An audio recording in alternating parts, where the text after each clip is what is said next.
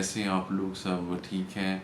I hope आप मेरी पूरी वर्ल्ड में जहाँ भी मेरा चैनल देख जो हैं वो रहे हैं, my channel finds you in the very best of health.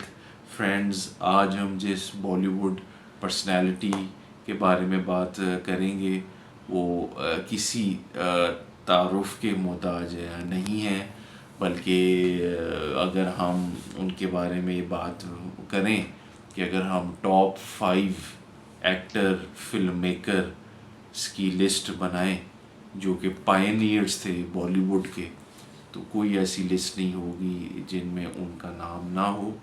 और आप शायद समझ गए होंगे कि 50s के, 60s के, 70s के एक ऐसे फिल्म मेकर, एक ऐसे एक्टर जिन्होंने अपनी ज़िंदगी सिनेमा के लिए वक्फ़ की, जिन्होंने आखिरी टाइम तक, मरते दम तक, 88 ईयर्स की एज में उनकी डेथ हुई, लेकिन 88 ईयर्स तक वो फिल्म्स ही जो है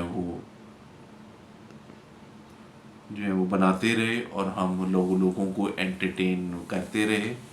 एक लफ्ज़ मैं ज़रूर लूँगा जिससे आप लोगों को पता चल जाएगा कि मैं किस पर्सनालिटी के बारे में बात कर रहा हूँ। वो लफ्ज़ है एवरग्रीन। तो आप समझ गए होंगे कि एवरग्रीन लफ्ज़ जो है वो देवानंद साहब के लिए हमेशा यूज़ जो है वो हुआ है। तो फ्रेंड्स, आज की मेरी जो वीडियो है वो डेडिकेटेड है देव आनंद साहब के लिए, जो कि एवरग्रीन एक्टर, फिल्म मेकर और एक ऐसी सिनेमा की पर्सन जो है वो नैलिटी थे कि ट्रेंड सेटिंग, स्टाइलिश, और कौन सा ऐसा नाम है जो हम उनको ना दें। कूल, फैशनेबल, ट्रेंड सेटर, तो देखिए कौन सा ऐसा सिनेमा का लफ्ज़ है जो हम देव साहब को नहीं दे पाएंगे।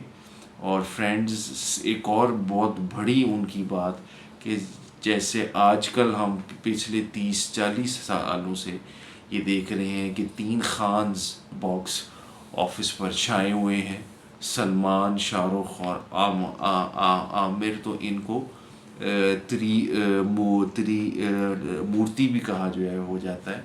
तो बिल्कुल इसी तरह इंडियन सिनेमा के स्टार्ट में भी एक मूर्ति थी 3 सुपरस्टार्स की, जो कि फर्स्ट सुपरस्टार्स उस टाइम के माने जाते थे, लेट 40s के और 50s और 60s के, जिनमें कि दिलीप कुमार, राज कपूर और देवानंद जो हैं वो शामिल थे।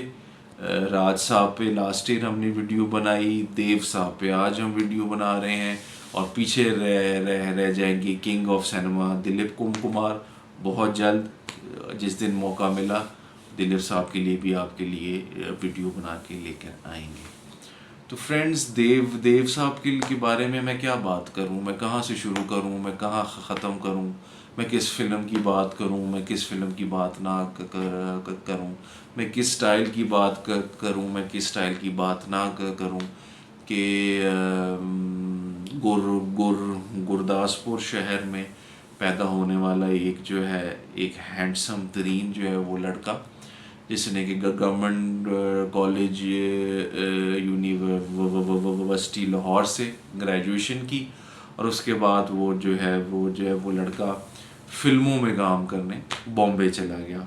और बॉम्बे में कुछ सालों की स्ट्रगल के बाद फिल्मों में काम जब उसको मिला, तो साथ ही जब उसको एज एन एक्टर थोड़ी सी कामयाबी मिली, तो उसने साथ ही अपनी एक प्रोडक्शन कंपनी लॉन्च की, जिस प्रोडक्शन कंपनी का नाम नवकेतन जो है वो फिल्म्स था।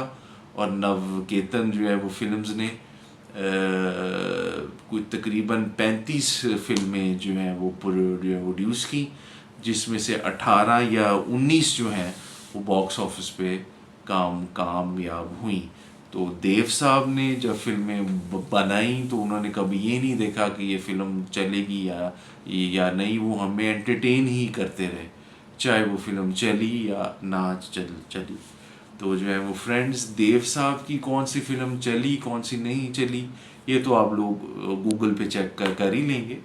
लेकिन आज मेरी जो वीडियो है उन वो बातें आपको देव साहब के बारे में बताएगी जो बहुत हम कम लोग जानते हैं।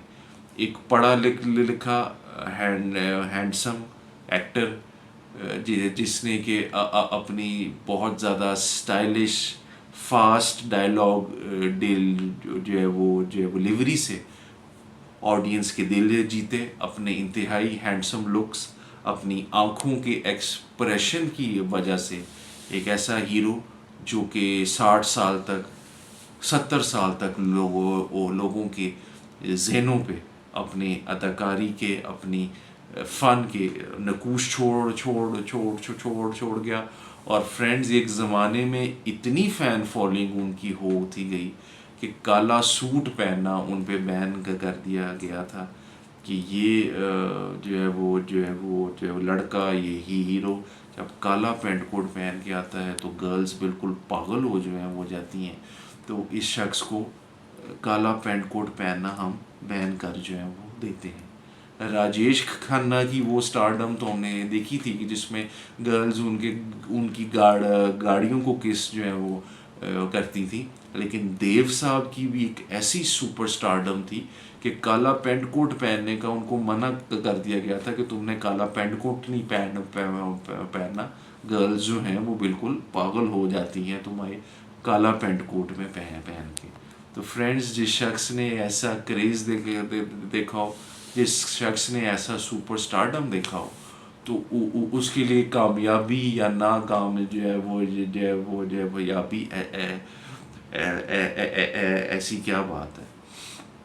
एक जॉली कैरेक्टर, एक जॉली शख्स जो हमेशा अपनी जो है वो फिल्मों में फ़न करता हुआ, जॉली रोल्स करता हुआ हमें दिखाई जो है वो दिया, जिसने गानों में चाहे वो जो है रफ़ी साहब की आवाज़ में हो, वो किशोर कुमार की आवाज़ में हो, वो जिस मर्ज़ी सिंगर की आवाज़ में हो, हमेशा एक जॉलीपन में हमें जो है वो दिखाई जो है वो दिए। और फ्रेंड्स स्टार्ट में अपने दोनों भाइयों के साथ उन्होंने फिल्में बनाई जिसमें चेतन आनंद और विजय आनंद थे। लेकिन फिर एक वक्त ऐसा भी आया कि वो खुद भी जो है वो बने जो है वो डायरेक्टर, और ख़ुद भी वो आखिरी दम तक फिल्में हमें राइट, प्रोड्यूस और डायरेक्ट करके लेकर आते जो हैं वो रहे। और 90s तक उनकी जो है वो फिल्म्स बॉक्स ऑफिस पे चली, जिसमें आई थिंक 100 करोड़ जो कि 93 की फ़िल्म है, वो लास्ट जो है वो फिल्म थी जो कि बॉक्स ऑफिस पे चली थी।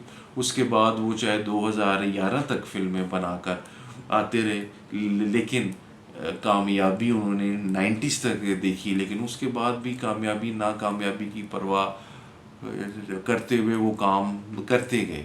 और फ्रेंड्स एक ऐसा भी टाइम आया कि जब उन्होंने फिल्म मेकिंग को एक नया स्टाइल दिया कि वो आखिरी टाइम तक 80 से अबव हो गए हुए थे, तो खुद ही हीरो आते थे, स्मॉल बजट फिल्म बना के लेके आते थे ताकि ऑडियंस को कुछ नया देखने का मिले। एक उनका रिकॉर्डिंग जो है वो स्टूडियो भी था, और वो रिकॉर्डिंग जो है वो स्टूडियो भी आखिरी टाइम तक उनके साथ साथ जो है वो चलता रहा। फ्रेंड्स हमेशा नए टैलेंट को ब्रेक दिया, नए टैलेंट को इंट्रोड्यूस कराया।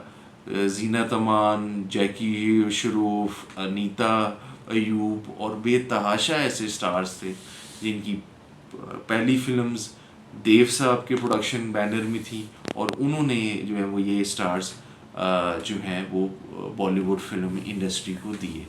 हमेशा सोसाइटल थीम पे फिल्म बनाई, सोशल थीम पे फिल्म बनाई, हमेशा ऐसी फिल्म बनाई कि जिससे माशरे को एक अच्छा मैसेज मिले कि भी हमें किस तरह अपनी लाइफ्स में, अपनी सोसाइटी में बेहतरी लेकर आनी चाहिए। म्यूज़िक, गाने हमेशा उनके फिल्म्स के मशहूर हुए, चाहे वो फिल्म्स जिनमें वो खुद एक्ट करते रहे या वो फिल्म्स जो कि वो खुद प्रोड्यूस और जो है वो डायरेक्ट करते रहे।